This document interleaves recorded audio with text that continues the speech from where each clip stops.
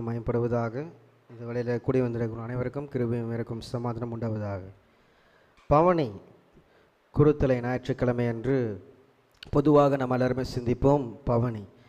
இந்த உலகத்தில் எத்தனையோ பவனிகள், ஊர்வலங்கள், பேரணிகள் இதெல்லாத்தையும் நம்ம பார்த்துருக்கோம், கேள்விப்பட்டிருக்கிறோம். நியூஸில், சேனல்ஸில், உலகமெங்கும் நிறைய இடங்களில் பொதுவாக அரசியல் தலைவர்கள் என்ன பண்ணுவாங்க, பேரணியாக செல்வார்கள்.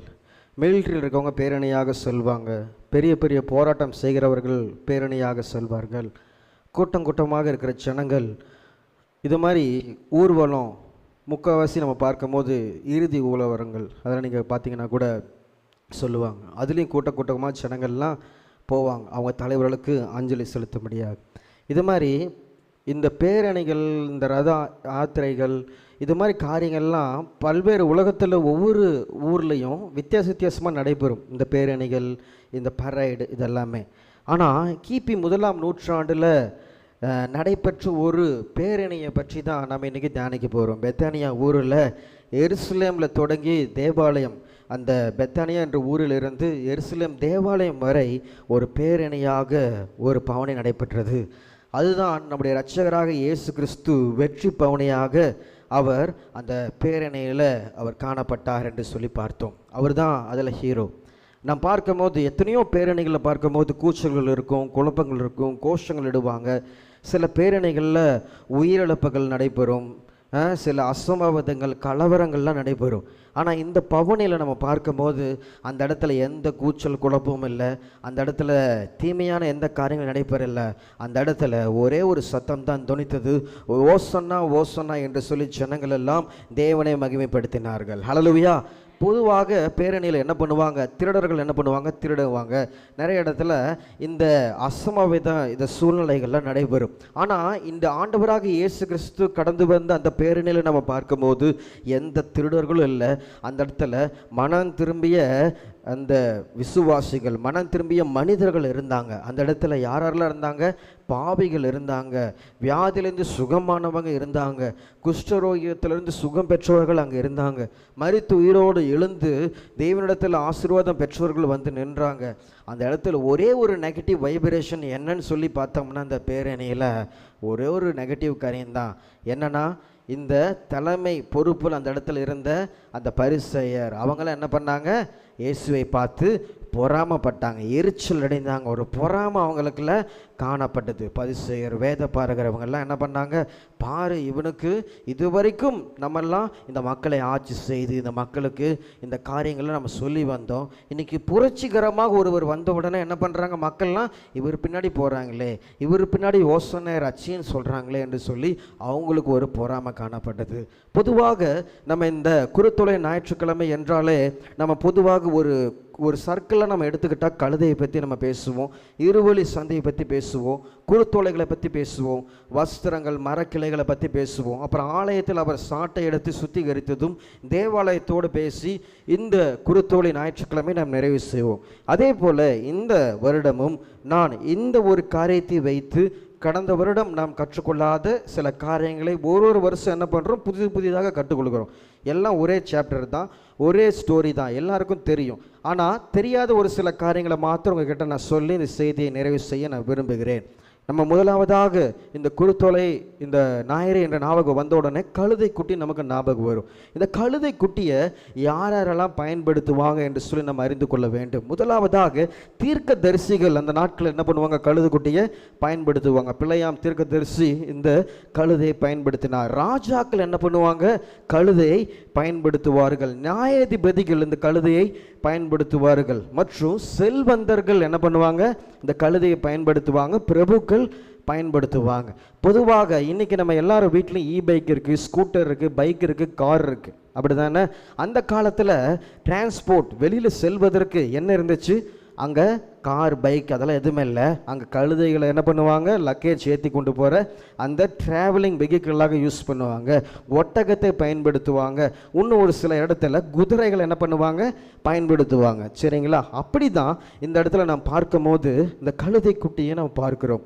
இந்த ஆண்டவராக இயேசு கிறிஸ்து வலம் வந்த அந்த கழுதை பெயர் என்னன்னா, கோவேறு கழுதை. சொல்லுங்க, கோவேறு கழுதை. நம்ம இந்த பார்க்குறோம், இந்த கோவேறு கழுதை அது எதோட குட்டி தெரியுமா? அது வந்து கோழிகை கழுதையின் குட்டி. சொல்லுங்க, கோழிகை கழுதையின் குட்டி. கழுதையில் எத்தனையோ வெரைட்டிஸ் இருக்குது. அதில் கோழிகை கழுதை அப்படின்னு ஒரு கழுதை இருக்குது. அந்த கழுதையோட குட்டி தான். இளம் வயதில், அந்த வாலிப வயதில் இருக்கிற அந்த கழுதை என்ன சொல்லுவாங்க? கோவேறு கழுதை என்று சொல்வார்கள். ஹல்லேலூயா, ஹல்லேலூயா, ஆமென். அப்படிப்பட்ட இந்த கழுதை தான் என்ன பண்ணார்? ஆண்டவர் தேர்ந்தெடுத்து அதன் மேலே பவுனி செய்யும்படியாக அவர் வந்தார். ஹல்லேலூயா. ஏன் அந்த கழுதை வந்து கட்டவிழ்க்கப்பட வேண்டும்? ஏன் அந்த கழுதையை கட்டவிழ்க்கப்பட வேண்டும் என்று சொல்லி நம்ம பார்க்கும்போது, நம்ம ரோமர் 8ஆம் அதிகாரம் 19 23 வரைக்கும் நீங்கள் வாசிக்கும் போது, நீங்கள் அதை வீட்டில் வாசிச்சு பாருங்கள். ரோமர் 8 19 23 வரைக்கும் வாசிக்கும் போது, எல்லா கடவுளுடைய சிருஷ்டிகளும் என்னாச்சு? ஒரு அடிமைத்தனத்தில் கட்டப்பட்டு இருந்தது. எல்லா ஜனங்களும் ஒரு பாவ அடிமைத்தனத்தில் கட்டப்பட்டு இருந்தாங்க, ஒரு சாபத்தில் கட்டப்பட்டு இருந்தாங்க. இந்த ஜனங்களுக்கெல்லாம் ஒரு விடுதலை தரணும், இந்த ஜனங்களுக்கெல்லாம் ஒரு மீட்பு தரணும். இயேசு கிறிஸ்து இந்த உலகத்தில் பிறக்கும் போதே அவருடைய பெயர் என்ன? இரட்சகர். இந்த உலகத்தில் பாவம் போக்க வந்த இரட்சகர் என்று அவருக்கு ஒரு பெயர் வைத்திருந்தாங்க. எல்லாருக்கும் தெரியும் தானே? கிறிஸ்மஸ் அன்னைக்கு தியானிச்சிருப்போம். அப்போ அந்த இரட்சகர், நான் தான் இரட்சகர் என்பதை அவன் அறிந்து கொள்ளணும். இந்த வசனங்களை வாசிக்கும் போது நம்மளுக்கு தெரியும், எல்லாமே ஒரு பாவ அடிமைத்தனத்தில் இருந்த அந்த சிருஷ்டிகளுக்கு ஒரு தலைவர் தேவை, ஒரு ராஜா தேவை. அதனால என்ன பண்ணாரு? அந்த கழுதையை கட்டவிழ்க்க இயேசு கட்டளையிட்டார் என்று சொல்லி நாம் பார்க்கிறோம். ஹல்லேலூயா, ஹல்லேலூயா. முதலாவது அவர் தன்னை தாழ்மை உள்ளவராக அவர் காட்ட வேண்டும் என்பதற்காக அவர் என்ன பண்ணாரு? தாழ்மையாக அந்த கழுதையின் மேலே ஏறி அவர் பாவனையாக வந்தார். ஹல்லேலூயா, ஹல்லேலூயா, ஆமென். இரண்டாவதாக நாம் பார்க்கும்போது, இந்த கோவேறு கழுதையின் மேலே நகர் ஊர்வலம் வர வேண்டும். அப்போ தான் அந்த இடத்துல நான் பார்க்கும்போது, நம்ம இந்திய தேசத்துலலாம் அந்த நாட்டில் ராஜாக்கள்லாம் எதில் உருவாங்க? பட்டத்து ஆணையில் என்ன பண்ணுவாங்க? பட்டத்து யானை இருக்கும். அந்த யானை முன்னாடி சொல்லும், அந்த யார் அரசார போடுகிறார்களோ அவர்கள் அந்த யானை மேலே என்ன பண்ணுவாங்க?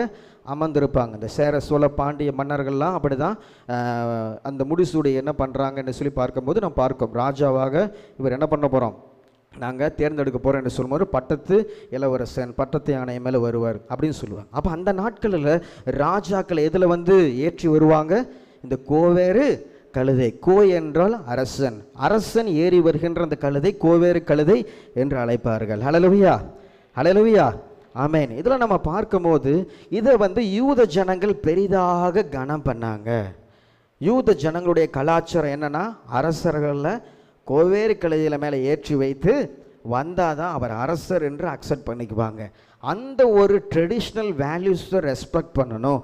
அந்த இடத்துல ஜனங்கள்லாம் அவரை ராஜாவாக ஏற்றுக்கொள்ள வேண்டும் என்பதை தீர்க்க தரிசனங்கள் நிறைவேறத்தக்கதாக, சகரியா 9:9 சொல்லப்பட்ட அந்த தீர்க்க தரிசனம் ப்ராஃபஸி நிறைவேறத்தக்கதாக இயேசு இந்த கோவேறு கழுதையை தேர்ந்தெடுத்து அதன் மேலே ஏறி அவர் பாவனையாக வர அவர் அந்த கழுதையை கட்டவிழ்க்க அவர் அனுமதித்தார். ஹல்லேலூயா, ஹல்லேலூயா. ஆதியாகமம் 49ஆம் அதிகாரம் 14 நம்ம பார்க்கிறோம். இந்த கழுதையை ஒரு நபர் கூட நம்ம ஒப்பிட்டு பார்க்கும்போது நாம் வாசிக்கலாம். ஆதியாகமம் 49:14, இசக்கார் 2 பொதியின் நடுவே படுத்து கொண்டிருக்கிற பலத்த கழுதை என்று சொல்லி நாம் பார்க்கிறோம். இந்த இடத்துல நாம் பார்க்கும்போது நம்முடைய முற்பிதாக்களாகிய கோத்திர பிதாவாகிய யாக்கோபு முன் அறிவித்தார். இந்த இடத்துல ஆசீர்வாத பிள்ளைங்களுக்கு வழங்கும் போது இசக்காரை குறித்து அவன் 2 பொதியின் நடுவே படுத்து கொண்டிருக்கிற பலத்த கழுதை. ஹல்லேலூயா.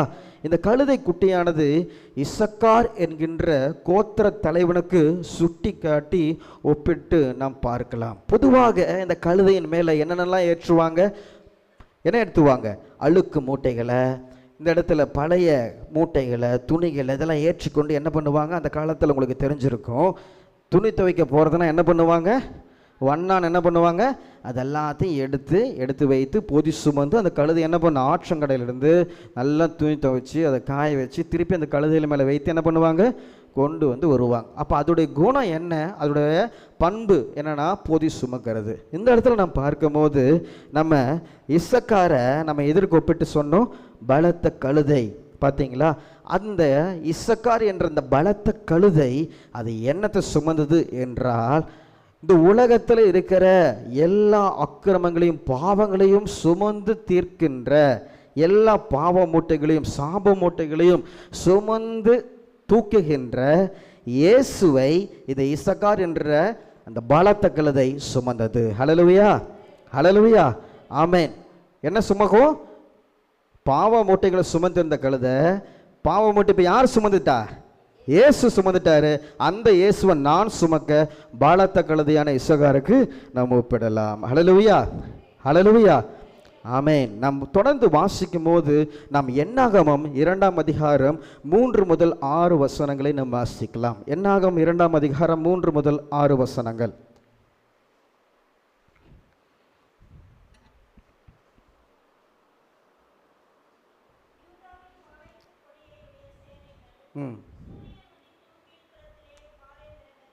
ஓகே.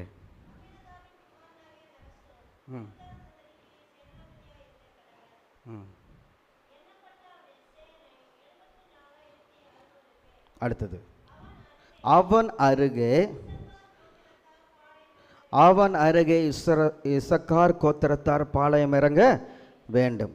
ஓகே, அதை தொடர்ந்து அந்த கோத்திரம் என்ன கவுண்ட் அப்படின்னு சொல்லி பார்க்கிறோம். இதில் என்ன நம்ம தெரிஞ்சுக்க போகிறோன்னா, இங்கே பார்க்கும்போது யூதா சேனைகளின் அருகே இசக்கார் சேனை பாளையம் இறங்க வேண்டும். ஹல்லேலூயா.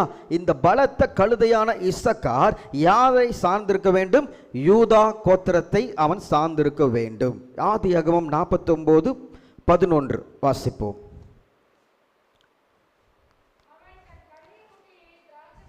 திராட்சை செடியிலும் கோழியின் கழுதையின் குட்டினா என்ன? இப்பதான் சொன்னேன், கோவேறு கழுதை. நற்குள்ள திராட்சை செடியிலும் கட்டுவான். ஹல்லேலூயா. இங்க நம்ம பார்க்கும்போது யூதா நற்குள்ள திராட்சை செடியை இதில் கட்டுறாங்க, அந்த கோவேறு கழுதையில இணைத்து கட்டுகிறார் என்று சொல்லி நாம் பார்க்கிறோம். ஹல்லேலூயா. இது நம்ம இன்னும் தெளிவாக நம்ம வாச்சோம்னா, யூத ராஜ சிங்கமான இயேசு கிறிஸ்து இந்த கோவேறு கழுதையை என்ன பண்றாரு? திராட்சை செடியான அவரிடத்தில் இணைத்து கொள்கிறார். ஹல்லேலூயா, ஹல்லேலூயா, ஆமென். யோவான் 15:1 நாம் வாசிக்கிறோம், நானே திராட்சை செடி என்று அவர் கூறுகிறதை நாம் பார்க்கிறோம். ஹல்லேலூயா. கிறிஸ்துவுக்குள் ஒன்றிணைந்து வாழும்படியாக இந்த இசக்கார் என்ற அந்த கழுதைக்குட்டிய, இசக்கார் என்கின்ற அந்த பலத்தை அந்த கழுதைய அது என்ன பண்றார்? அவர் தன்னை சார்ந்து தனக்கு நீ என்ன பண்ணும்? இருக்க வேண்டும், எனக்கு வேண்டும், இந்த திராட்சை செடியில நீ பிணைக்கப்பட்டு இருக்க வேண்டும் என்று சொல்லி அவர் என்ன பண்றார்? தேர்ந்தெடுக்கிறார் என்று சொல்லி பார்க்கிறோம். ஹல்லேலூயா. அப்படிப்பட்ட அர்ப்பணிப்புக்குள்ளதாக அந்த கழுதை என்ன பண்ணது? கடந்து வருகிறது என்று சொல்லி நாம் பார்க்கிறோம். ஹல்லேலூயா. இன்னைக்கு தேவன் அவருக்கு நம் தேவை, அவருக்கு அவருடைய நல்ல அந்த திராட்சை செடியில, நற்குள்ள திராட்சை செடியில இணைக்கப்பட தேவன் நம்மை அழைத்திருக்கிறார். இன்று நாம் நம்முடைய நிலைமை எப்படி இருக்கிறது என்று சொல்லி சிந்தித்து பார்க்க வேண்டும். எரேமியா 2ஆம் அதிகாரம் 21வது வசனத்தை நாம் வாசிக்கலாம். எரேமியா 2ஆம் அதிகாரம் 21வது வசனம்.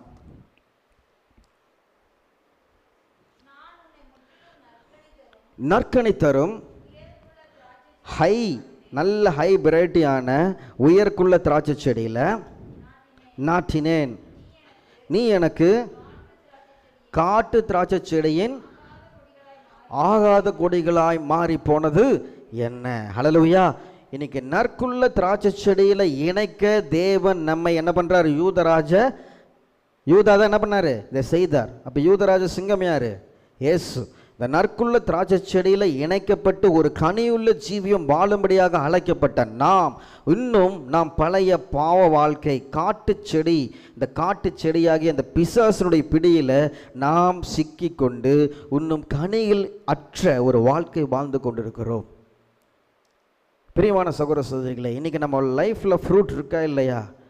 நீ யூதா என்கின்ற நற்குள்ள அந்த திராட்சை செடியில நாட்டுனது போல நீங்க நாட்டப்பட்டிருந்தீங்கன்னா, நீங்கள் தேர்ந்தெடுத்திருந்தீங்கன்னா, அவரோடு சேர்ந்து பயணிக்கிற அந்த பயணத்தை நீங்கள் தேர்ந்தெடுத்திருந்தீங்கன்னா உங்கள் வாழ்க்கையில் கனிகளை நீங்கள் தருவீர்கள். இன்னைக்கு கனியற்ற ஜீவியத்திற்கு நீங்கள் காட்டு திராட்சை செடியை சார்ந்து கொண்டு இந்த உலகத்தில் ஆசாபாசங்கள் சிற்றின்பங்களையும் தேவன் அனுமதிக்காத காரியங்களை பற்றி கொண்டு வாழ்வதனால நீங்கள் ஆகாத கொடிகளாய் மாறி போனி கனியற்ற வாழ்க்கை வாழுகிறோம். ஹல்லேலூயா. நீங்கள் நாம் சிந்தித்து பார்க்க வேண்டும், நம்முடைய ஜீவியம் எப்படி காணப்படுகிறது?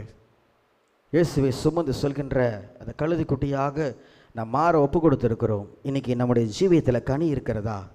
இருவழி சந்தையில் கட்டப்பட்டிருந்த கழுதை, மார்க் 11:4 அவர்கள் போய் வெளியே இருவழி சந்தையிலே வாசல் அருகே கட்டியிருந்த ஒரு கழுதை குட்டியை கண்டு அதை அவிழ்த்தார்கள் என்று சொல்லி பார்க்கிறோம். இங்கே நான் பார்க்கும்போது ஏசப்பா யாருக்கிட்ட இந்த வார்த்தையை சொல்கிறாரு? சீஷர்களுக்கிட்ட என்ன சொல்கிறாரு? போய் சொல்கிறார். மார்க் 11 நீங்கள் வாசிச்சிங்கன்னா தெரியும். நீங்கள் போங்க, அந்த இடத்துல இப்படிலாம் இருவழி சந்தி இருக்கும், அந்த இடத்துல ஒரு கழுதை இருக்கும், நீங்கள் அதை போய் வாங்க என்று சொல்லி அந்த அதிகாரத்தில் நம்ம வாசிக்கிறோம். ஹல்லேலூயா. இந்த இடத்துல இயேசுவோட ட்ராவல் பிளான் அதை நம்ம பார்த்து நம்ம அறிந்து கொள்ள வேண்டும். அந்த இடத்துல பார்க்கும்போது யூதேயா எல்லையிலிருந்து எருசலேமுக்கு செல்ல வேண்டும். இதுதான் இயேசுவின் பயண அந்த காலம். முதலாவது அவங்க எங்கே போகிறாங்கன்னா எரிகோவுக்கு போகிறாங்க. இரண்டாவதாக ஒலிவ மலைக்கு அருகில் என்ன பண்ணுறாங்க? வருகிறாங்க. அடுத்தது எங்கே பண்ணுறாங்க? பெத்பகே என்கின்ற பெத்தானியாவுக்கு வருகிறாங்க. அங்கே போன பிறகு தான் ஏசப்பா என்ற சொல்கிறார், ஒரு ட்ராவல் பிளானில் ஒரு சின்ன சேஞ்ச்ப்பா, நீ போய் கழுதை குட்டி என்ன பண்ணுங்க, அந்த இடத்துல இது ஆண்டவருக்கு வேண்டும் என்று சொல்லி அழைத்து வாங்க என்று சொன்னாங்க. பார்த்தீங்கன்னா அந்த காலத்தில் இன்றைக்கி நம்ம ஆடு மாடு கோழி இதெல்லாம் வளர்த்துற மாதிரி அந்த இடத்துல யூத ஜனங்களும் அவங்க வீட்டில் என்னெல்லாம் வளர்த்துவாங்க? கழுதைகளை வளர்த்துவாங்க, கேமல்ஸ் ஒட்டகத்தை வளர்த்துவாங்க, இதெல்லாம் வளர்த்துவாங்க. அப்படி தானே? அந்த இடத்துல நான் பார்க்கும்போது ஏசப்பாவும் ஒரு கட்டளை இருக்கிறார். இங்கே பாருப்பா, ஒரு மேறாத ஒரு கழுதை இருக்கும், அது ஆண்டவருக்கு வேணும் என்று சொல்லி நீ அழைத்து வாப்பா என்று சொல்லி நான் பார்த்தோம். இந்த இடத்துல இந்த கழுதை ஒரு கயிற்றினால் கட்டப்பட்டிருக்கிறது. என்ன கயிற்றினால் என்று சொல்லி நாம் சிந்தித்து பார்க்கும்போது 2 வகையான கட்டுகள். ஒன்று, இந்த உலகத்தினுடைய ஆசாபாசங்கள், உலகத்துடைய அந்த அவங்களுடைய சொகுசுக்காக என்ன பண்ணாங்க? அவங்களுக்கு உதவி செய்யும்படியாக, இந்த உலகத்துக்கு பணி செய்யும்படியாக, பொதி சுமக்கணும், அங்கே போகணும், இங்கே வரணும், இங்கே வரணும், அதற்காக இந்த உலகத்துடைய நீட்ஸ் எல்லாம் பூர்த்தி செய்யும்படியாக இந்த கழுதை கட்டப்பட்டிருக்குது. ரெண்டாவது, இந்த கழுதை தனிச்சே செயல்பட முடியாது. அது கட்டவிழ்த்து போச்சுன்னா ஓனர் என்ன பண்ணிடுவாங்க? அந்த கழுதையை கொன்றுவாங்க. அதனால் அதோட ஜீவன் கட்டப்பட்டிருக்கு. ஒன்று ஜீவன் கட்டப்பட்டிருக்கிற கழுதைக்கு, ரெண்டாவதாக என்ன கட்டப்பட்டிருக்குது? இந்த உலகத்துடைய நீட்ஸை பூர்த்தி செய்யணும், இதற்காக தான் நீ என் கூட இருக்கிறேன்னு சொல்லி அதற்காக கட்டப்பட்டிருக்கு. ஏசப்பா இப்படி 2 பட்ட அந்த கட்டுகளால் கட்டப்பட்டிருந்த அந்த கழுதையை கட்டவிழ்க்கணும். நீ உலகத்துக்கானவன் அல்ல, உன் ஜீவன் உலகத்துக்கானது அல்ல, நீ எனக்கானவன், உன்னுடைய ஜீவன் எனக்கானது. ஏன்னா நாசில் சுவாசத்தை ஊதி நான் என்ன பண்ண உன்னை படைச்சேன், உருவாக்கின, நீ எனக்கென்று வாழ வேண்டும் மகனே என்று சொல்லி நம்மை ஒரு விடுதலை தரும்படியாக இப்படிப்பட்ட பாவ கட்டுகளில் உலகத்திலிருந்து தேவன் பிரித்து எடுக்கிறார். ஹல்லேலூயா, ஹல்லேலூயா. நான் பார்க்கும்போது சீஷர்கள் அந்த கழுதையை கட்டவிழ்க்கிறாங்க. போய் கேட்குறாங்க, ஏன் யாருக்கு வேணும் அப்படின்னு கேட்குறாங்க. ஓனர்ஸ் கேட்குறாங்க, இது ஆண்டவருக்கு வேண்டும் என்று சொல்லி கட்டவிழ்த்துட்டாங்க. இப்போ அந்த கழுதையை கட்டவிழ்த்தாச்சு. இந்த கழுதைக்கு முன்பாக 2 ஆப்ஷன்ஸ் இருக்குது. என்ன ஆப்ஷன்ஸு? இருவழி சந்தையில் இருக்குது, அது ஒரு சென்டர் பாயிண்டில் இருக்குது, நிறைய ஆப்ஷன்ஸ் இருக்குது. நான் பார்க்கும்போது வடக்கு, தெற்கு, மேற்கு, கிழக்கு இருக்கு. இந்த இடத்துல நான் பார்க்கும்போது இந்த கழுதைக்கு முன்னாடி 2 ரோட்ஸ் இருக்குது. ஒன்று எரிகோவுக்கு போகிற வேண்டிய வழி, இன்னொன்று எந்த சைடு? பெத்தேலின் வீடாகிய பெத்தேல், அப்பத்தின் வீடு. இந்த சைடு அப்பத்தின் வீடு பெத்லகேம், இந்த சைடு பார்க்குறோம் எரிகோ. 2 ஆப்ஷன்ஸ் இருக்குது. இந்த 2 வழியில் இந்த கழுதை கட்டவிழ்த்துட்டா அதுக்கு நேராக பார்த்துச்சுன்னா எரிகோ இருக்குது, அப்படியே ஆப்போசிட் டைரெக்ஷனில் பார்த்தா என்ன இருக்குது? பெத்லகேம் இருக்குது. பார்த்தீங்களா? இப்போ நம்ம பார்க்கும்போது வடமேற்கு திசையில் என்ன இருக்குது? எரிகோ இருக்குதான். அதே போல் நம்ம பெத்லகேம் எங்கே இருக்குது? அந்த இடத்துல பார்க்கும்போது தெற்கிழக்கு இதில் இருக்குது. தெற்கு கிழக்குன்னு தானே சொல்லுவாங்க. அதை சரி, தமிழ் டீச்சர்கிட்ட கேட்டுக்கிறேன். தென்கிழக்கில் இருக்குது தான். அந்த ரூட் வந்து தமிழில் அச்சரிக்க கடினமாக இருக்குது. அப்போ நான் பார்க்கும்போது இந்த இடத்துல நம்ம என்ன சொல்கிறோம்? வட மேற்கில் என்ன இருக்குதா? சொல்லுங்கள். எரிகோ இருக்குது. இங்கே என்ன இருக்குது? தென்கிழக்கில் என்ன இருக்குது? பெத்லகேம் இருக்குது. ஆனால் சீஷர்கள் எங்கே கூட்டிகிட்டு போனாங்க? பெத்லகேம் கூட்டிகிட்டு போனாங்களா? இல்லை வேற எங்கே கூட்டிகிட்டு போனாங்க? எரிகோ கூட்டிகிட்டு போனாங்களா? இல்லை. ஏசப்பா வேறு டைரக்ஷனில் இருக்காங்க. அவர் எங்கே இருக்கிறாரு? வடகிழக்கு எருசலேம் அங்கே இருக்கிறார். பார்த்தீங்களா? அப்போ ஏசப்பா வேறு டைரக்ஷனில் இருக்கிறார். ஆனால் கழுதைக்கு அந்த கட்டை அவிழ்த்த பிறகு பார்க்கும்போது ஆப்ஷன்ஸ் பார்க்கும்போது ஒன்று எரிகோ, இன்னொன்று பெத்லகேம். பார்த்தீங்களா? இன்றைக்கி இது ரெண்டையும் நம்ம நினச்சி பார்க்கும்போது ஒரு சாபத்தீடான ஒரு பகுதி தான் என்ன? எரிகோ. இன்னொன்று பார்க்கும்போது அப்பத்தின் வீடான பெத்லகேம்.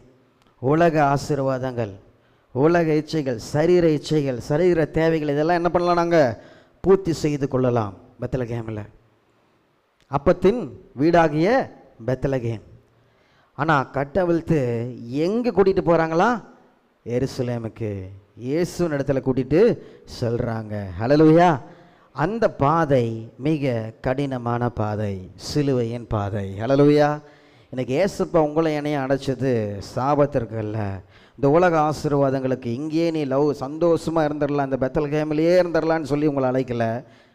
உங்களை அழைச்சதுக்கு ஒரு நோக்கம் இருக்குது. அவரை சுமந்து சென்று சிலுவையின் பாதையில் நீ செல்லணும். அது கரடு முரடான பாதைகள். அந்த பாதையில் நீ சென்றாதான் நீ என்ன பண்ண முடியும்? அவரை சுமந்து சென்று நீ லக்கை நோக்கி அடைய முடியும் என்ற நோக்கத்திற்காக அழைத்தார். ஹல்லேலூயா, ஹல்லேலூயா, ஆமென். இன்றைக்கும் நம்ம ரட்சிக்கப்பட்டு விட்டோம். நமக்கு முன்னாடி 2 ஆப்ஷன்ஸ் இருக்குது. ஒன்று எரிகோ, இன்னொன்று பெத்லகேம். நம்ம எதற்காக அழைக்கப்பட்டிருக்கிறோம்? எருசலேம் செல்வதற்காக அழைக்கப்பட்டிருக்கிறோம். ஹல்லேலூயா. புது எருசலேம் தான் நம்முடைய இலக்காக இருக்க வேண்டும். ஹல்லேலூயா. ஆனால் இது கரடு முரடான பாதை தான், ஜீவனுக்கு செல்கும் வாசல். அது கரடு முரடானவைகள் தான், நெருக்கமான பாதை தான். அந்த பாதையை நம்ம சூஸ் பண்ணுறோமா என்று சொல்லி நாம் சிந்தித்து பார்க்க வேண்டும். இன்றைக்கி ரட்சிக்கப்பட்டிருக்கிறோம். நிறைய பேர் ரட்சிக்கப்பட்டிருக்காங்க. இருவழி சந்தையில் இருந்து அந்த அந்த இடத்துல இருந்து ரட்சிக்கப்பட்டிருக்கிறோம். எல்லாருமே ரட்சிக்கப்பட்டோன்னு சொல்கிறோம். 90% பீப்புள் நீங்கள் ரட்சிக்கப்பட்டிருக்கிறோம். இன்னும் நம்முடைய வாழ்க்கையில் நம்ம எருசலேமுக்கு நேராக கடந்து வந்தோமா? இயேசுவை சுமந்து செல்கிறோமா சிலுவையின் பாதையில் என்று சொல்லி நாம் சிந்தித்து பார்க்க வேண்டும். இன்னும் நம்ம என்ன பண்ணுறோம்? மனம் திரும்பினாலும் என்ன பண்ணியிருக்கிறோம்? மனம் மாறவில்லை. ஹல்லேலூயா. மதம் தான் மாறி இருக்கிறோம். நிறைய பேர் இந்து மதத்திலேருந்து கிறிஸ்தவ மதம் மாறி இருக்கிறோம். ஆனால் மனம் மாறவில்லை. அதனால தான் அவன் செய்கிறதையும் நம்மளும் செய்கிறோம். ஹல்லேலூயா. அவன் சண்டை போட்டு கோச்சிக்கிட்டு மனசில் பொறாமல் வஞ்சகம் எல்லாத்தையும் வச்சுட்டு இருக்கானோ, அதே மாதிரி நானும் ரட்சிக்கப்பட்டிருக்கிறேன், நானும் திருவந்தெடுக்கிறேன், நானும் எல்லாம் பண்ணுறேன்னு சொல்லிட்டு நம்ம என்ன பண்ணுறோம்? நீ கிறிஸ்டியனு, நான் கிறிஸ்டியனு, நீ இந்து, நீ இஸ்லாமியன், அவ்வளோதான். என் மனம் புதிதாக பிறந்த குழந்தையை போல் மாறல. ஹல்லேலூயா. இன்னும் நம்ம எரிகோவில் இருக்கும், இன்னும் நம்ம பெத்லகேமில் இருக்கும். உலகத்தினுடைய காரியத்தில் நம்ம இருக்கிறோம் என்று சொல்லி நாம் சிந்தித்து பார்க்க வேண்டும். வசனத்தை ஆழமாக நம்ம தியானித்து பார்க்குறோமா? நம்ம சிந்திச்சு பார்க்கணும். செழிப்பான உபதேசங்களை தேடி செல்கிறோமா? இன்னும் உலகத்தால் கவரப்பட்டு செல்கிறோமா? தேவ சித்தத்தை நிறைவேற்றுகிறோமா? தேவனுக்கு அடுத்த காரியங்களில் நம்ம இன்வால்வ் பண்ண முடியுதா? இன்னும் உலகத்துக்கு பின்னாடி தான் ஓடிக்கொண்டு இருக்கிறோம் என்றால் நீ இன்னும் பெத்லகேமில் தான் இருக்கிற. இன்னும் பாவமான வாழ்க்கையை நம்ம இன்னும் பெற்றுக்கொண்டு அதையே நம் நாடி தேடி அலைந்து கொண்டால் நம்ம எரிகோவில் இருப்போம். அங்கே தான் இருந்து கொண்டு இருக்கிறோம். ரட்சிக்கப்பட்டுட்டேன், என் கட்டு அவிழ்க்கப்பட்டது, ஆனால் இன்னும் நான் இயேசுவை சுமக்கவில்லை. என் டைரக்ஷன் மாறிடுச்சு. நான் எரிகோவுக்கு போயிட்டேன், பழைய வாழ்க்கைக்கு போயிட்டேன். நாம் சிந்திச்சு பார்க்க வேணும். நான் எருசலேமுக்கு நேராக நான் கடந்து போயிட்டேனா? உன்னை என் வாழ்க்கையில் இன்னும் எவ்வளோ சேஞ்சஸ் நான் பண்ண வேண்டியது இருக்குது. யாரை ஏமாத்துறேன்? நான் வித்தியாசம் இல்லை. நான் ரட்சிக்கப்பட்டுவேன் என்று சொல்வதற்கு எந்த குவாலிஃபிகேஷனும் இல்லைன்னு நம்ம நினைக்கிறோமா? நம்ம சொந்தக்காரங்க நம்மக்கிட்ட இருந்து ஒரு வித்தியாசத்தை பார்க்குறாங்களா? நம்ம சுற்றிட்டு இருக்கிற ஜனங்கள் நம்ம மத்தியில் ஒரு வித்தியாசத்தை பார்க்குறாங்களா? இந்த கரடுமுரடான பாதை என்கின்ற இயேசுவை சுமந்து செல்கின்ற அந்த சகிமைத்தன்மையோடு தாழ்மையோடு செல்கின்ற அந்த ஜீவியத்தில் நாம் செல்கிறோமா என்று சொல்லி நாம் பார்க்கிறோம். இன்றைக்கி நம்ம மதம் மாறி இருக்கிறோமா, மனம் மாறி இருக்கிறோமா என்று சொல்லி நாம் சிந்தித்து பார்க்க வேண்டும். ஹல்லேலூயா, ஹல்லேலூயா. பிரியமான சகோதர சகோதரிகளே, நாம் எந்த பகுதியில் எந்த வழியில் நாம் செல்கிறோம்? எரிகோவா, பெத்லகேமா, எருசலேமா? எருசலேம் என்றால் எத்தனை பேர் எருசலேம் சொல்லுவீங்க? எருசலேம் பாதி தூரம் போயிட்டு திருப்பி வந்துட்டேன்னு நினைக்கிறீங்களா? போகணும், எருசலேமுக்கு தான் போகணும். என்ன அவமானங்கள், தூஷணங்கள், போராட்டங்கள், பாடுகள் வந்தாலும் உங்கள் அழைப்பு எருசலேம். ஹல்லேலூயா, ஹல்லேலூயா. அதுக்கு தான் கட்ட வைத்தார். அதனால் சிந்திச்சு பாருங்க. ஹல்லேலூயா, ஹல்லேலூயா. பிரியமான சகோதர சகோதரிகளே, அலங்கார வஸ்திரங்களால் அலங்கரிக்கப்பட்ட அந்த கழுதை குட்டி சீஷர்கள் கட்டவிழ்த்து எருசலேமுக்கு நேராக கொண்டு போயிட்டாங்க. உடனே இயேசுக்கு என்ன பண்ணல, அந்த இடத்துல இந்தாங்க ஏசப்பா தந்துட்டோம், ஏறி அமர்ந்துக்கோங்கன்னு எதுவும் சொல்லலை. அவங்க என்ன பண்ணாங்க, அதை குளித்து சுத்தம் பண்ணுறாங்க. என்ன பண்ணுறாங்க, கட்டவிழ்க்கப்பட்டு அங்கே என்ன பண்ணுறாங்க, சுத்தம் செய்து தங்களுடைய வஸ்திரங்களை அந்த கழுதையின் மேல் என்ன பண்ணுறாங்க, போட்டாங்க என்று சொல்லி பார்க்குறோம். பார்த்தீங்களா, இந்த கழுதையில் மேலே ஏறி அமர்ந்து, இந்த ஹார்ஸில் ஏறி உட்காந்து அமர்ந்து போனால் சாணம் உட்கார்றக்கு என்ன பண்ணுவாங்க, ஒரு சாணம் மாதிரி வச்சுருப்பாங்க. என்னென்னா ஒரு பில்லோ மாதிரி இருக்கும். அது பேர் என்னங்க தமிழில், சேனம். சீட்டு மாதிரி இருக்கும், குஷன் சீட் மாதிரி. அப்போ இந்த சைக்கிளில் இருக்கும் பார்த்தீங்களா, சீட் மாதிரி. அப்போ அது இருந்தால் தான் உட்கார முடியும் அந்த விலங்கு மேலே. இல்லாட்டி அதை குதிக்கிற குதியில் என்ன பண்ண முடியாது, நம்ம எங்கேயோ போயிடுவோம். அப்போ அதை வைப்பாங்க. அப்போ ஏசப்பாக்கு அங்கே பஞ்சு மெத்து அதெல்லாம் வைக்கல, அவங்களுடைய வஸ்திரங்களே என்ன பண்ணாங்களா, நல்ல குஷனாக என்ன பண்ணாங்க, வச்சாங்க. பார்த்தீங்களா.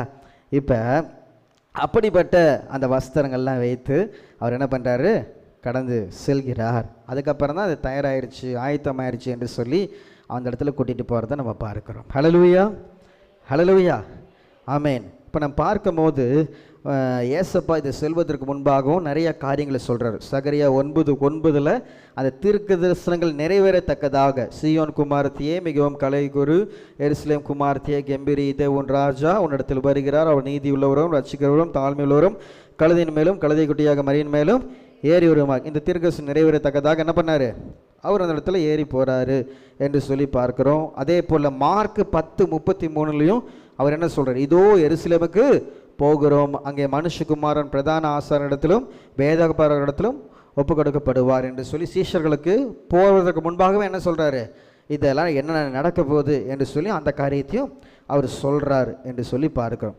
இந்த இடத்துல ஒரு காரியத்தை நம்ம நன்றாக அறிந்து கொள்ள வேண்டும். சீஷர்கள் அவங்களுடைய பங்களிப்பு மிக மிக முக்கியம்.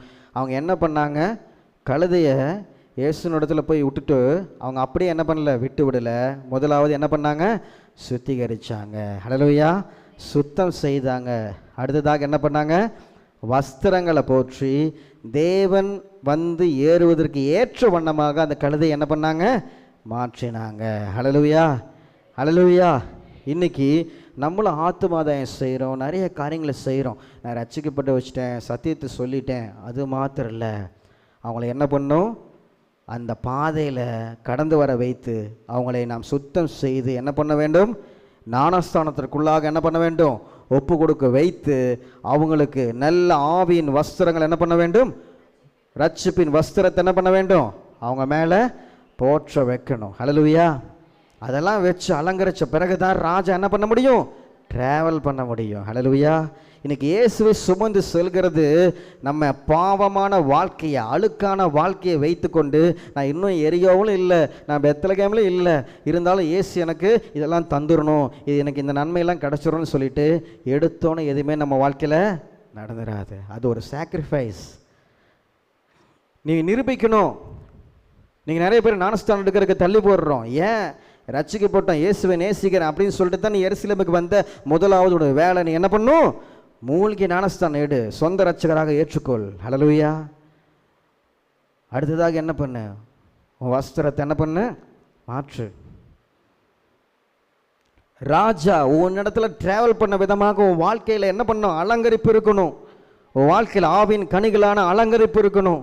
அந்த அலங்கரிப்பெல்லாம் இருந்தால் தான் ராஜா என்ன பண்ண முடியும், டிராவல் பண்ண முடியும். Hallelujah, hallelujah. Qualification important. Hallelujah, hallelujah. இங்கே ஒரு ராஜா வராரு, இங்கே சிஎம் மு.க. ஸ்டாலின் ஐயா இங்கே வராருன்னு வச்சுக்கோங்க. சும்மா அப்படியே பேப்பர் மேலே எல்லாம் தூக்கி போட்டு அப்படியே பண்ண முடியுமா? ஒரு எம்எல்ஏ வருதுன்னா இங்கே எல்லா சைட்லேயும் ஃபுல்லாக எல்லா புள்ளையும் எடுத்துகிட்டு என்ன பண்ணுவாங்க, அங்கங்கே குளோரின் பவுடரை வச்சு சைடில் யாரும் நிற்க விடாமல் ஃபுல்லாக என்ன பண்ணுவாங்க, ரோட்டில் ஒரு குழி இருக்காது, ஒரு ஸ்பீட் பிரேக்கர் இருக்காது, அவ்வளோ அவங்க வந்தால் ஜென்டிலாக வந்துட்டு ஜென்டிலாக போகிற மாதிரி ஒரு பிரச்சனை இல்லாமல் இருக்கும். இது உலகத்தில் ஒரு ராஜா கொடுக்க வேண்டிய மரியாதை, அங்கீகாரம். இன்றைக்கி கரடுமுரடான ஒரு வாழ்க்கை, பாவமான ஒரு வாழ்க்கை, இதெல்லாம் வைத்து கொண்டு ஆண்டவரே வாங்க, அப்படின்னு சொல்லி கேட்டால் வந்துடுவாரா? நம்மளும் செஞ்சிருவாரா? இல்லை. ராஜா ட்ராவல் பண்ணால் ராஜாவுக்கு கொடுக்க வேண்டிய மரியாதை நீ செலுத்தணும். ஹல்லேலூயா. அந்த மரியாதை வாழ்க்கையில் அலங்கரிப்பு, அது பரலோக அலங்கரிப்பு. பரலோகம் என்ன அலங்கரிப்பு பார்க்குது? முகத்தை பார்த்து பார்க்கல, இருதயத்தை பார்த்து பார்க்குது. இப்போ இருதயம் சுத்தமாக இருந்தால் ராஜா அவன் மேலே என்ன பண்ணுவார்? ஏறி அமர்ந்து ட்ராவல் பண்ணுவார். ஹல்லேலூயா. இன்னைக்கு இதை லீட் பண்ணுற பாஸ்டர்ஸ், இதை லீட் பண்ணுற விசுவாசிகள் ஒரு ஆத்மாவை கொண்டாந்து நம்ம வச்சுருக்கிறோம். உடனே என்ன பண்ணிடக்கூடாது? என்ன பண்ணிடக்கூடாது? நம்ம பண்ணிடக்கூடாது. உடனே ஞானஸ்தானம் கொடுத்துடக்கூடாது. உடனே என்ன பண்ணிடக்கூடாது? செஞ்சிடக்கூடாது. பெரிய தப்பு என்ன ஆயிடுச்சுன்னா, ஞானஸ்தானம் எடுத்துடுறாங்க, அதுக்கப்புறம் என்ன பண்ணிடுறாங்க? வேல்யூ தெரியல, ஞானஸ்தானோட வேல்யூ தெரியல. இன்றைக்கி நிறைய பேர் வழிவிலகி போயிட்டாங்க. நம்ம என்ன பார்க்குறோம்? மத்தேயு 23:15 ஏசப்பா எச்சரிக்கையா இருங்கன்னு சொல்கிறார். மாயக்காரராகிய வேத பாரகரே, பரிசேயரே, உங்களுக்கு ஐயோ, ஒருவனை உங்கள் மார்க்கத்தான் ஆக்கும்படி சமுத்திரத்தையும் பூமிக்கும் என்ன பண்ணுறீங்க? சுற்றி திரிகிறீர்கள். அவன் உங்கள் மார்க்கத்தான போது அவனை உங்களிலும் இரட்டிப்பாய் நரகத்தின் மகனாக்குகிறீர்கள். பார்த்தீங்களா? ஒருவன் கிறிஸ்துவுக்குள்ளே வரணும்னா என்ன பண்ணுறோம்? அவன் நம்ம மார்க்கத்துக்கு வரணும்னா எத்தனையோ காரியங்களை முயற்சி செய்கிறோம். அவன் வந்த பிறகு எப்படி இருக்கணும்? அவன் வாழ்க்கை என்ன ஆகணும்? டிரான்ஸ்ஃபர் ஆகணும்.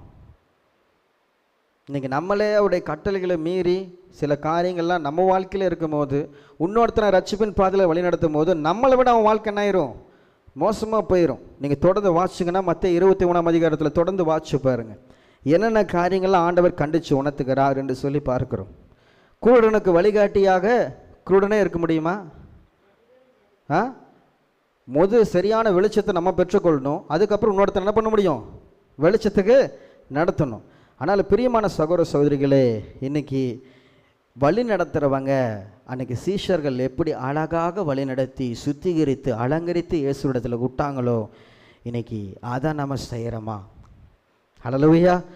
நானே என் பங்குக்கு அவர் சொன்ன வேலையை செய்கிறேன், வசனத்துக்கு கீழ்ப்படுகிறேன் என்று சொல்லி எதை எப்படி செய்யணுமோ அதை அப்படி எப்படி செய்யணும். செய்வனதை நேர்த்தியாய் செய் அப்படின்னு சொல்லுவாங்க. ஏனோ தானம் செய்யாத, ஊழியம் செஞ்சாலும் ஏனோ தானம் செய்யாத, கடமைக்கு செய்யாத, அது ஒரு அர்ப்பணிப்போடு செய். ஹல்லேலூயா. இயேசு சொன்னாரா இதை கழுவி வஸ்திரத்தை வச்சு நீ தான் சொன்னாரா? கட்ட ஒழிச்சு தான் சொன்னார். நீ தான் என்ன பண்ணும்? அவருடைய கரத்தில் கொடுக்கும்போது பிழையற்ற குறையற்ற, அவர் பார்க்கும்போது விரும்பத்தக்க ஒரு நபராக நம்ம போய் நிறுத்தணும். ஹல்லேலூயா.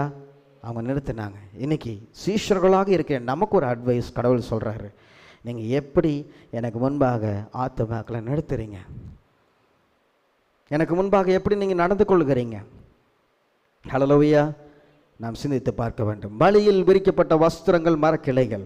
மார்க் 11:8 அநேகர் தங்கள் வஸ்திரங்கள் வழியிலே விரித்தார்கள், வேறு சிலர் மரக்கிளைகளை விரித்து வழியிலே பரப்பினார்கள். ஹல்லேலூயா.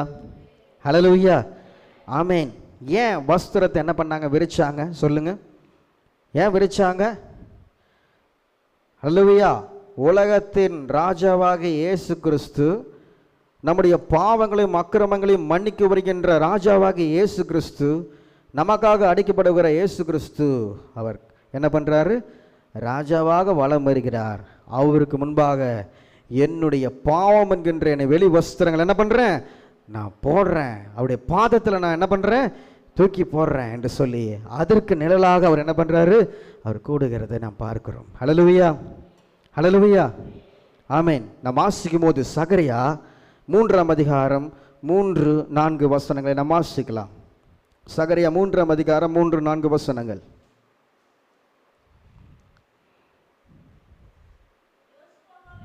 யோசுவாவெனில் அழுக்கு வஸ்திரம் தரித்தவனாய்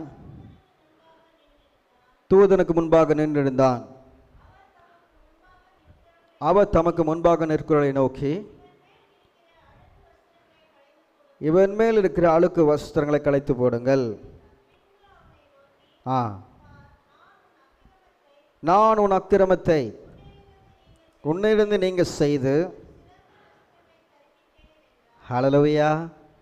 ஹல்லேலூயா. பிரியமுள்ள சகோதர சகோதரிகளே, இது எதற்கு அடையாளமாக விரிக்கப்பட்டது?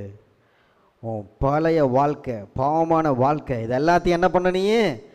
என் ராஜா வருகிறார், என் பாவத்தை போக்கும்படியாக ஒரு ரட்சகர் வந்துட்டாரு, என் பாவத்தெல்லாம் அறுக்கிறதுக்கு சமமாக என்னுடைய வஸ்திரத்தை, பாவ வஸ்திரத்தை என்ன பண்ணுறேன்?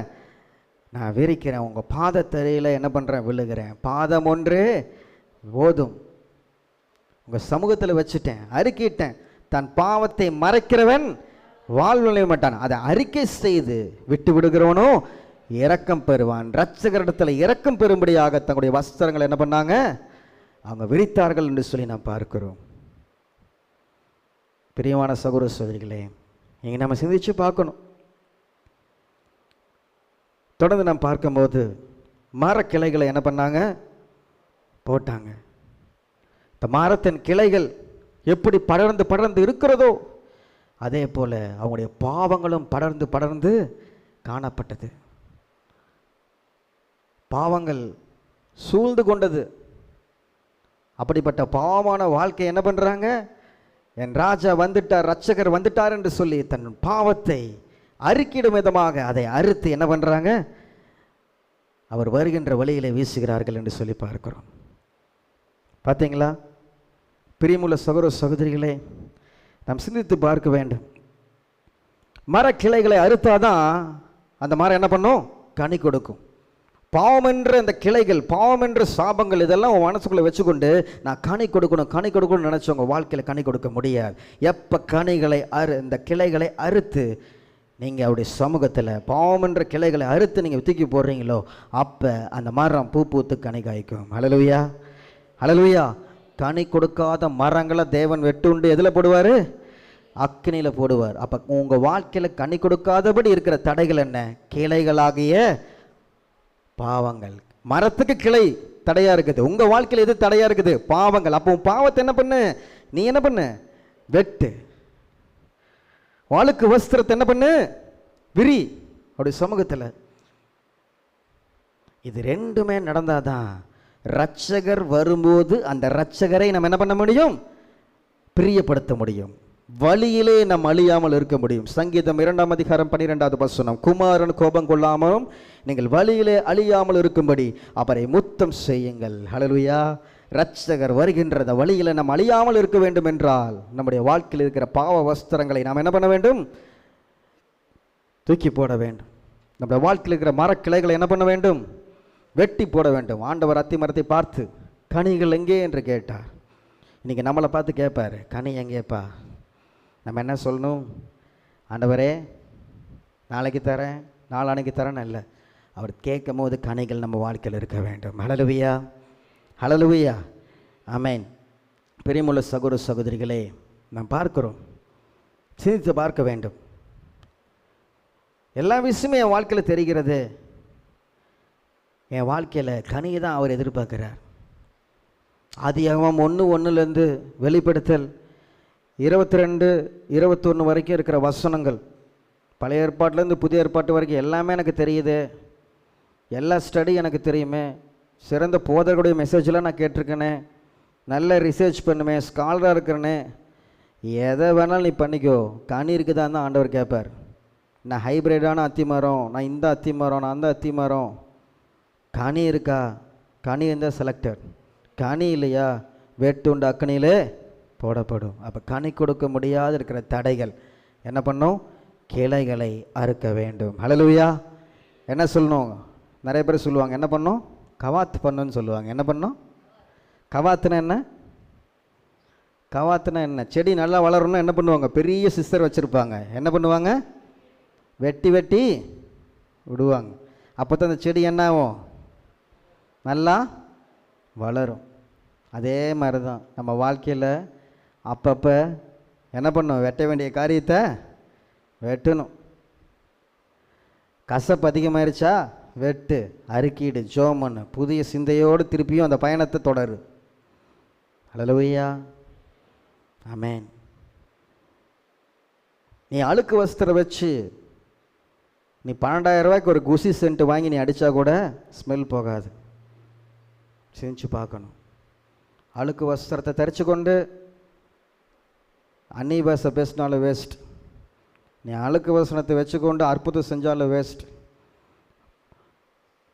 இரட்சகருக்கு முன்பாக நீ என்ன பண்ணு? தாழ்த்தி ஒப்புக்கொடு. ஹல்லேலூயா, ஹல்லேலூயா. குருத்தோலை, குருத்தோலை நம்மளுக்கு என்ன கிடைக்கிறது? குருத்து ஓலை. அப்போ புதிதாக ஒரு ஓலை என்ன பண்ணுது? முளைக்கிறது. அதுதான் என்ன ஓலை? குருத்தோலை. சரிங்களா சிஸ்டர்? கரெக்டா? குருத்தோலை என்ன? பழைய ஓலை கெல்ட்டு ஓலையா சொல்லுவோம், குருத்து ஓலை. அப்போ நான் பார்க்கிறோம், புதிதாக விடுதலை பெற்ற ஒரு வாழ்க்கையை குருத்தோலை காட்டுகிறது. ஹல்லேலூயா, ஹல்லேலூயா. ஒரு முழுமையான விடுதலை பெற்ற வாழ்க்கை. ஏன்னா இந்த குருத்தோலை அசைத்து வந்த ஜனங்கள் எல்லாரும் அங்கே அவருக்கு பின்பாக வந்த ஜனங்கள் அல்ல. அந்த ஜனங்கள் வேற.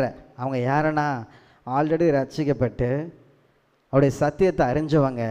ஆண்டவராக இயேசு கிறிஸ்து இது மாதிரி பவனியாக வருகிறார் என்று தெரிந்த உடனே அந்த எருசலேமில் வந்த ஜனங்கள் அவர் வரும்போது அவருக்கு எதிர்கொண்டு என்ன பண்ணாங்களா? கையில் குருத்தோலைகளை வைத்து ஓசன்னா ஓசன்னா என்று சொல்லி வந்தார்களாம். ஹல்லேலூயா. அப்போ ஃபாலோ பண்ணிட்டு வந்த ஜனங்கள் அல்ல, எதிர்கொண்டு வந்த ஜனங்கள், ரட்சிக்கப்பட்டவர்கள், தங்கள் பாவ வஸ்திரங்களை கழட்டி விட்டவர்கள், கிளைகளை அறுத்து போட்டவர்கள், புதிய மனிதனாக வாழ்கிறவர்கள். அவர்கள் கையில் என்ன இருக்கும்? ஓசன்னா. ஹல்லேலூயா. குருத்தோலை அதை குறிக்கிறது. ஹல்லேலூயா. பிரியமுள்ள சகோதர சகோதரிகளே, அதனால தான் அந்த ஜனங்களால், பரிசேயர் வேதப்பாரர்களால் அதை ஏற்றுக்கொள்ளவே முடியவில்லை. அப்போ தான் ஆண்டவர் சொல்கிறார், இவங்க என்ன துதிக்கலைன்னா அந்த கல்லுகள் என்ன பண்ணும்? துதிக்கும் என்று சொன்னார். அதனால் இந்த குருத்தோலை எது குறிக்கிறதுனா, ஒரு மரத்தில் அந்த பட்டிங் லீவ்ஸ், அதுதான் அந்த குருத்து ஓலை. நீங்கள் புதிதாக ஒரு வாழ்க்கை வாழ நீங்கள் பழங்கும் போது எப்படி இந்த குருத்தோலை பார்க்கும் போது பசுமையாக அப்படியே வளைஞ்சு கொடுத்த வெண்மையாக, ஸ்க்ரோல் பண்ணால் அப்படியே எங்கே வேணாலும் ஸ்க்ரோல் பண்ணலாம், எப்படி வேணாலும் பண்ணலாம்.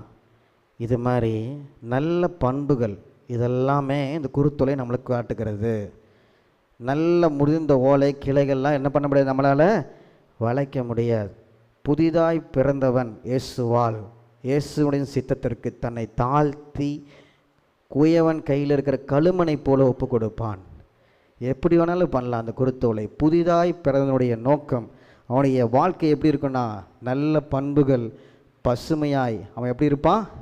தேவனுக்கு பயன்படும் வகையில் அவன் இருப்பான். ஹல்லேலூயா, ஹல்லேலூயா. இன்னைக்கு குருத்தோலையாக இருக்கிற நம்ம என்ன பண்ண வேண்டும்? நம்முடைய வாழ்க்கையில் இரட்சகராக இயேசு கிறிஸ்து உங்கள் வாழ்க்கையில் இரட்சகராக முழுமையாக ஏற்றுக்கொள்வதற்கு உங்கள் வாழ்க்கையே ஒரு குருத்தோலை போல மாற வேண்டும். ஹல்லேலூயா, ஹல்லேலூயா, ஆமென். வெளிப்படுத்தல் 7ஆம் அதிகாரம் 9-10 வசனங்களையும் நாம் வாசிக்கிறோம். நம்ம ஃப்யூச்சரில் என்ன பண்ண போகிறோம்? கைகளில் குருத்தோலைகளை பிடித்து சிங்காசனத்துக்கு முன்பாகவும் மாட்டுக்குட்டியானவருக்கு முன்பாகவும் நிற்க கண்டேன். அவர்கள் மகா சத்தமிட்டு, ரட்சிப்பின் மகிமை சிங்காசனத்தின் மேல் வீற்றிருக்கிற எங்கள் தேவனுக்கும் மாட்டுக்குட்டிக்கானவருக்கும் உண்டாவதாக என்று சொல்லி ஆர்ப்பரித்தார்கள். ஹல்லேலூயா. நம்மளும் என்ன பண்ண போகிறோம்? ஃப்யூச்சரில் இந்த ஜனங்கள்லாம் எப்படி ஆரம்பித்தாருங்களோ அதே மாதிரி பரலோகத்தில் ஆர்ப்பரிக்க போகிறோம். எத்தனை பேர் விசுவாசிக்கிறீங்க? விசுவாசிக்கிறீங்களா? குருத்தோலை இங்கே ஆட்டுனா பத்தாது, எங்கே ஆட்டணும்? பகலோரத்தில் ஆட்டணும். ஹல்லேலூயா. இங்கே ஆட்டிட்டு அங்கே ஆட்டாமல் இருந்துடக்கூடாது, இங்கே அசைச்சிட்டு அங்கே அசையாமல் இருந்துடக்கூடாது. ஹல்லேலூயா. நான் இங்கேயும் அசைப்பேன், பரலோகத்துலேயும் அசைப்பேன். ஹல்லேலூயா, ஹல்லேலூயா, ஆமென். அந்த குருத்தோலையோட ரகசியத்தை தெரிஞ்சுக்கிட்டீங்களா? வளைஞ்சு கொடுப்பீங்களா?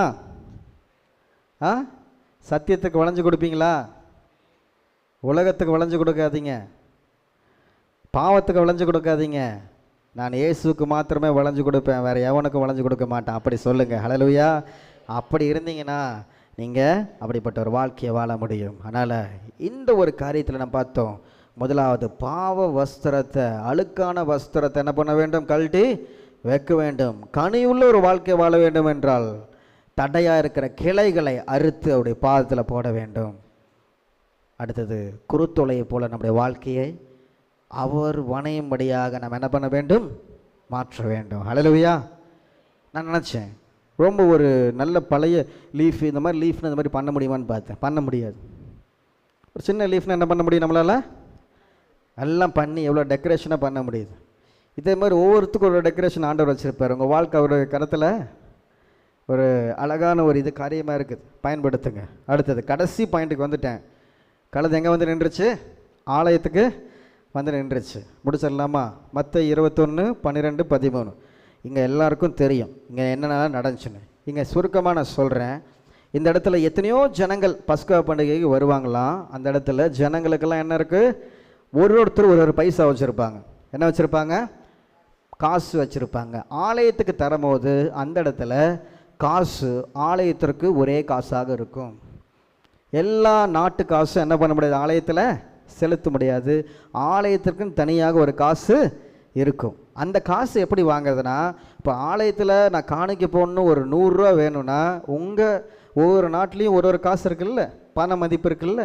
அப்போ என்ன பண்ணுவாங்களாம்? ஒரு 500 ரூபா நீங்கள் தந்தீங்கன்னா தான் ஆலயத்தில் தர வேண்டிய காசு என்ன இருக்கும்? ஒரு 100 ரூபா சேஞ்ச் என்ன பண்ணுவான்? அவன் தருவான். அப்போ ஆலயத்தோட காசுக்கு இத்தனை வேல்யூ இருக்குது. அது காலத்துக்கு ஏற்ப இப்போ இருக்கிற மாதிரி தான் என்ன பண்ணும்? அந்த ரூபாயோட மதிப்பும் மாறும். அப்போ அந்த காலத்தில் என்ன சொல்கிறாங்கன்னா, ஆலயத்திற்குன்னு ஒரு காயின் வச்சுருந்தாங்க. அந்த காயினை எந்த பகுதியிலேருந்து வந்து ஜனங்கள் வந்தாலும் அவங்க இத்தனை விலைக்கரையும் கொடுத்து ஆலயத்தில் காணிக்க போடணுன்னா ஆலயத்தின் காணிக்கையை காசை வாங்கி தான் அவங்க என்ன பண்ண முடியும்? போட முடியும். ஹல்லேலூயா. அப்போ அதில் நல்ல லாபம் பார்த்தாங்களாம் அந்த இடத்துல இருந்தவங்க. ஆலயத்தில் இடைத்தரகர்கள், பணியாற்றினவர்கள், வேறு இடத்துலேருந்து வர ஜனங்கள் எல்லாரும் என்ன பண்ணாங்க? நல்ல காசு பார்த்து அந்த இடத்துல என்ன பண்ணாங்க? இது பண்ணாங்க. அடுத்தது இன்னொரு ஸ்மக்லிங் வேலை என்ன பண்ணாங்கன்னா, அந்த இடத்துல மக்கள் எங்கெங்கேயோ வந்து ஆடு மாடுகளெல்லாம் என்ன பண்ண வந்து பலி செலுத்தணும். அப்போ அண்ணன் சொன்ன மாதிரி ஆசாரியன் என்ன பண்ணும்? அந்த பழுதற்ற பலி அப்படின்னு சொன்னாதான் என்ன பண்ணுவாங்களாம்? அக்செப்ட் பண்ணிக்குவாங்க பலி செலுத்த. அப்போ அவங்க ஒரு பிளான் பண்ணுறாங்க. என்ன பண்ணுறாங்கன்னா, ஆலயத்துடைய முத்திரை என்ன பண்ணியிருக்கணும்? ஆசாரியன் பழுதற்றவன்னு ஒரு முத்திரை குத்துனாதான் என்ன இருக்கும்? அங்கே போயிட்டு ஆசாரியன் பலியிடுவான். இப்போ இவங்க ஒருத்தன் ஈரோட்டிலேருந்து ஒருத்தன் சேலத்துலேருந்து ஒருத்தன் தருமபுரிலேருந்து வரான். அந்த காலத்தில் எதுவுமே இல்லை, அவ்வளோ தூரத்துக்கு போகணும். அப்போ நடந்து வராங்க. ட்ராவலிங்கில் அந்த ஆடு மாடு கோழி ஏதோ இல்லை பழுதாயிடுச்சு, ஏதோ இல்லை சுகவீனம் ஆயிடுச்சுன்னா அதை எங்கே பண்ண முடியாது? பலி செலுத்த முடியாது. அதனால சர்ச்சுக்கு வெளியிலே ஒரு கடையை போட்டு என்ன பண்ணால், நான் இதெல்லாம் இங்கேயே வளர்த்துறேன், ஆலயத்து பக்கத்துலேயே இருக்குது, நல்ல ஆடு நல்ல கோழி, நீ காசை கொண்டாந்து இங்கேயே ஆட்டை வாங்கி என்ன பண்ணிடலாம்? இங்கேயே ஆசாரன்கிட்ட கொண்டு போய் நீ என்ன பண்ணிடலாம்? காட்டிடலாம். ஒரு பிரச்சனை இல்லை. இப்போ ஆசாரன்கிட்ட அப்பாயின்மெண்ட் போட்டு காலையிலேருந்து எங்கள் வீட்டில் நீங்கள் கஷ்டப்பட்டு வளர்த்தின ஆட்டுக்குட்டி நீங்கள் வச்சுட்டு நான் ஒரு குற்றம் செஞ்சுட்டேன், ஒரு பாவம் செஞ்சுட்டேன், பலி செலுத்தணும்னு சொல்லிட்டு நீங்கள் ஒரு பொருத்தனை பலி செலுத்த நீங்கள் வரீங்க. ஆசாரனை உங்கள் காணிக்கையை பார்த்து என்ன பண்ணுவான்? பதில் சொல்கிறதுக்கு இது குற்றம் இல்லை ஓகேன்னு சொல்கிறதுக்கு என்ன ரொம்ப டைம் ஆகும். அவங்களால என்ன பண்ண முடியாது? பலியை செலுத்தி திருப்பி வீட்டுக்கு செல்லவே டைம் ஆயிரும். அதனால் பிரச்சனை இல்லைன்னு மக்கள் என்ன பண்ணிட்டாங்க? நேராக ஆலயத்து வாசலுக்கு போகிறது, ஆலயத்துக்குள்ளே போகிறது. எப்போ இந்த கோழி என்ன, எப்போ இந்த ஆடு என்ன? எங்கள் ஊரில் 100 ரூபா தான்ப்பா, எங்கள் ஊரில் 1000 ரூபா தான்ப்பா ஆட்டுக்குட்டி, நீங்கள் எனக்கு 2000 ரூபா சொல்கிறீங்க. இங்கே பாரு நீயே, சரி உங்கள் ஊரில் 1000 ரூபா தானே, போய் ஆசாரணிக்கிட்ட நீயே போயிட்டு பழுதற்ற பலின்னு சொல்லிட்டு வாங்கி நீ ஒப்பு கொடுத்து அப்படி சொன்னால் அவன் போய் வெயிட் பண்ணணும், லைனில் நின்று வெயிட் பண்ணணும், கஷ்டப்படணும். அப்போ எதுக்குப்பா ஒம்பு? 2000 ரூபாவா, பரவாயில்லத்தா அப்படின்னு சொல்லிட்டு என்ன பண்ணிடுறான்? போனால் போயிட்டு போகுது, நம்ம வேலை தான் முடியும்னு சொல்லிட்டு உடனே மூத்தரை கொட்டின அந்த ஆட்டை வாங்கிட்டு என்ன பண்ணுவான்? போயிட்டு திருப்பி போய் தருவானா? அப்போ என்ன ஆயிரும்? ஓகே இதெல்லாம் நம்ம கம்பெனி ஐட்டம் தான் அப்படின்னு சொல்லிட்டு அனுப்பிடுவோம். ஆசாரியன் பழுதில்லைன்னு சொல்லிட்டு வெட்டி தந்துடுவாரான். இப்போ ஆலயத்தில் ஜனனுடைய பக்தியெல்லாம் எப்படி ஆயிடுச்சு? இப்படி ஆயிடுச்சு, மணி மைண்டட் ஆயிடுச்சு. பார்த்தீங்களா? இப்போ கடவுள் இலவசமாக எல்லாம் தராரு. இன்றைக்கி கிருபையை தராரு, ஆசீர்வாதத்தை தராரு, சுகம் தராரு. எல்லாத்துக்கும் ஒரே பைபிள் தான், எல்லாத்துக்கும் ஒரே சட்டத்திட்டம் தான். இன்றைக்கி இதை வியாபாரம் பண்ணால் கடவுள் என்ன பண்ணுவார்? வியாபாரம் பண்ண என்ன பண்ணுவார்? கோவம் வருமா வராத கடவுளுக்கு? ஏன்டா ஏழை மக்கள்லாம் வந்து ஆராதிக்கணும், அவங்களுக்கு இடைஞ்சலாக இருக்கக்கூடாது. ஒரு வயசான அம்மா ஒரு வேண்டுதலோடு சர்ச்சில் வந்து ஜோம் பண்ணிகிட்டு இருக்கோம், நீ அப்போ வந்து காசு பணம்னு சொல்லிட்டு நீ சண்டை போட்டுக்கிட்டு இப்படி பண்ணிகிட்டு இருந்தா அவங்க எப்படி ஆராதிப்பாங்க? என் ஜனங்கள் எப்படி தொழுது கொள்ளுவாங்க? தேவனுடைய சமூகத்தில் எப்படி ஆராதிப்பாங்க, தொழுது கொள்ளுவாங்க, சத்தியத்தை கேட்பாங்க? இதெல்லாம் விட்டுட்டு மணி மைண்டடாக இருக்கீங்களே அப்படின்னு சொல்லிட்டு தான் ஆவிக்குரிய வைராக்கியம் கொண்டு அந்த இடத்துல என்ன பண்ணார்? செயல்பட்டார். ஹல்லேலூயா, ஹல்லேலூயா. இது ரொம்ப தப்பு. ஆண்டவர் எல்லாத்துக்கும் இலவசமாக தாளந்து தராரு. எனக்கு பாட்டு எழுத தாளந்து வேண்டும் என்று சொல்லி கேட்குறாங்க. ஆனால் ஆண்டவர் இலவசமாக எனக்கு ஒரு 5000 ரூபா 1,00,000 ரூபா தாடா, உனக்கு நான் பாட்டு எழுத வரேன் தரேன்னு சொன்னாரா? இலவசமாக அந்த கிருபையை தரார். எனக்கு சுகம் அளிக்கிற வாழ வேணும் கேட்குறாங்க. 40 நாள் ஃபாஸ்டிங் இருந்தெல்லாம் சொல்கிறாங்க. சிலங்களோட சாட்சி கேட்டால் அவ்வளோ நாள் ஃபாஸ்டிங் இருந்தேன், அவ்வளோ நாள் இருந்தேன், என்னவோ சொல்கிறாங்க. What ever it maybe. இலவசமாக தானே பெற்றுக்கொண்ட, ஓசியில் தானே பெற்றுக்கொண்ட. ஒன்றும் ஓப்பனாக சொல்ல போனால் இப்போ ஏன் இலவசமாக பெற்றுக்கொண்டதை இலவசமாக தா. ஏன் கோல்டன் டிக்கெட், பிளாட்டினம் டிக்கெட்டு? இங்கே உட்காந்து ஆராதனை அபிஷேகம் வந்து இறங்குமா? 50,000 ரூபா கொடுத்து ஒரு வர்ஷிப்பில் முன்னாடி வந்து உட்காந்தா பரிசுத்தாவினர் வந்து அப்படியே உன் மேலே இறங்குவாரா? 15,000 10,000 கொடுத்து தூரத்தில் உட்காந்துருக்க மேலே ஆவியானவர் இறங்க மாட்டாரா?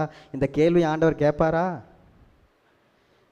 முட்டாள் ஜனங்கள் போய் நம்பி கொண்டிருக்கிறார்கள். என்னைக்கு கிறிஸ்தவன் நாசமாக போச்சுன்னா, ஏசப்பாவை தேடாமல் ஊழியக்காரன் பின்னாடி இது மாதிரி ஏமாத்துற பின்னாடி விசுவாசிங்க போகிற வரைக்கும் கிறிஸ்தவன் தமிழ்நாட்டில் வளரவே வளராது. ஏமாத்துறவன் ஏமாற்றிட்டு தான் இருப்பான், ஏமாறுறவங்க ஏமாறிட்டு தான் இருப்பாங்க. ஊழியம் வளராது, அந்த இடத்துல எழுப்புதல் வளராது. எப்போ இயேசுவை பாற்று கடவுளுக்கு கொடுக்க வேண்டியது கனத்தை கடவுளுக்கு கொடுக்கும்போது தேவன் நம்மை ஆசீர்வதிப்பார். ஹல்லேலூயா. ராயனை கொடுக்குற ராயனை கொடுக்கு, தேவனை கூடியதை தேவனுக்கு செலுத்து, உன் வாழ்க்கையை பார்த்துட்டு போயிட்டே இரு. அவ்வளோதான் ஆண்டவர் சொல்கிறார். அதனால் எத்தனையோ காரியங்கள் இருக்குது. இதெல்லாம் பார்த்து தான் ஆண்டவர் கோபம் அடைஞ்சார். இதெல்லாம் பார்த்தா நீங்களும் என்ன பண்ணுங்க, விட்டு விலகி ஓடுங்கள். ஹல்லேலூயா. போவாதீங்க, அப்படிப்பட்ட கூட்டத்துக்கு போவாதீங்க. அது ரொம்ப நல்லா உங்களுக்கு ஆசீர்வாதமாக இருக்கும். Hallelujah. Hallelujah. We stand with him, we stand with அது, வி ஸ்டாண்ட் வித் ஜான் ஜபராஜ்னு சொன்னவெல்லாம் வி ஸ்டாண்ட் வித் ஜீசஸ்ன்னு சொல்ல எந்த வாலிபனும் இல்லை. அவருக்கு ஒரு பிரச்சனை, ஸ்டாண்ட் வித் ஹிம்னு சொல்லிட்டு அத்தனையோ பேர் சொன்னானுங்க. உன் கூட கடைசி வரைக்கும் ஒருத்தர் ஸ்டாண்ட் பண்ணி நிற்கிறார். எஸ், அவருக்காக நிற்க ஒரு வாலிபர்கள் இல்லை. சிந்திச்சு பார்க்கணும். நமக்கென்று ஒரு விளக்கரையும் கொடுத்து மீட்டிருக்கிறார். பிரியமுள்ள சகோதரர்களே, வஞ்சிக்கப்பட்டு போயிடாதீங்க. கடைசி காலத்தில் இருக்கீங்க. எல்லாமே நல்லவங்களா, நல்லா பேசுகிறவங்களா நல்லவனா நினச்சிடாதீங்க. சரிங்களா? இயேசுவை தவிர யாரும் நல்லவர் இல்லை இந்த உலகத்தில். அவரை மட்டும் பாருங்கள். ஊழியக்காரங்களை கனம் பண்ணுங்க, கடவுளாக கும்பிடாதீங்க. கடவுள் ஒருவர், அவர் தான் இயேசு. ஹல்லேலூயா. ஹல்லேலூயா. ஆனால் பிரியமுள்ள சகோதர சகோதரிகளே, இந்த காரியத்தை ஆண்டவர் என்ன பண்ணார்? வெறுத்தார், அதட்டினார். சங்கீதம் 74ஆம் அதிகாரம் 2 முதல் 4 வசனங்களை நம்ம வாசிக்கலாம்.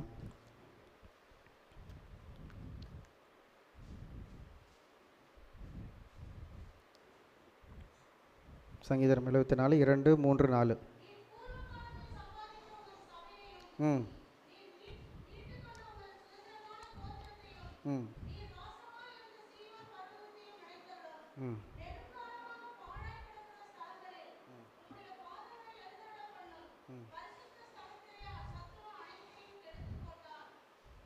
பார்த்தீங்களா? சத்துரு அவர்கள் கொடியை, ஹல்லேலூயா, சத்துருக்கள் என்ன பண்ணுறாங்க? சர்ச்சில் கொடியை அடையாளமாக நாட்டுறாங்க. இந்த சங்கீத தானத்தில் கூட இந்த இதை வந்து நம்ம தியானிக்கும் போது 74 சங்கீதத்தில் கூட சொன்னாங்க. எப்படிலாம் டிவிஷன் வந்துருச்சு சர்ச்சில், எத்தனை பிரிவினைகள் வந்துருச்சு. சிந்திச்சு பாருங்கள். மார்க் 15:19 எப்படியானில் இருதயத்தில் இருக்கிற பொல்லாத சிந்தனைகளும் கொலைபாதகளும் விபச்சாரங்களும் வேசித்தனங்களும் களவுகளும் பொய் சாட்சிகளும் தூஷணங்களும் புறப்பட்டு வரும். அப்போ இங்கே இடத்துல 2 ஆலயத்தை சொல்கிறேன். ஒன்று இந்த மண்ணினால் கட்டப்பட்ட ஆலயம், இன்னொன்று என்ன? சதையினால் ஜீவனால் இயேசு கிறிஸ்டிக்கப்பட்ட இந்த ஆலயம், இதயம் என்கின்ற ஆலயம். இன்றைக்கி 2 ஆலயமும் ஆண்டவர் பார்க்குறாரு. சரிங்களா? இந்த ஆலயத்தில் நடக்கிற ஃப்ராடு தான் நம்ம எல்லோரும் பார்க்குறோம். ஆனால் உள்ளே இருக்கிற ஆலயத்தில் இருக்கிற இதை யார் போட்டு பார்க்க முடியும்? அவர் மட்டும்தான் பார்க்க முடியும்.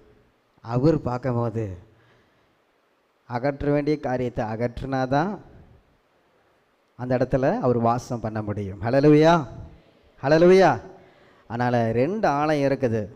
அதனால் ஒப்பு கொடுங்க. என் வாழ்க்கையில் இன்னும் சில காரியங்கள் இருக்குதா, இன்னும் சிலரை என்னால் மன்னிக்க முடியலையா, இன்னும் சிலர் என்னால் நேசிக்க முடியலையா, இன்னும் சகோதர அன்பு இல்லையா, இன்னும் என் வாழ்க்கையில் சில போராட்டங்கள் உள்ளதா, சில பாவத்தை விட முடியலையா,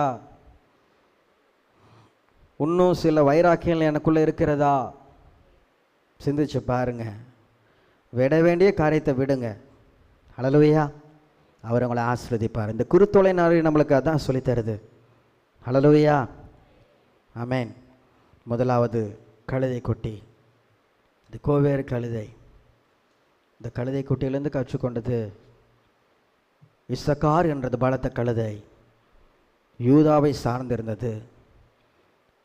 அக்கிரமங்களையும் பாவ மூட்டைகளை சுமந்த இயேசுவை சுமக்க ஒப்பு கொடுத்தது பலத்த கழுதை.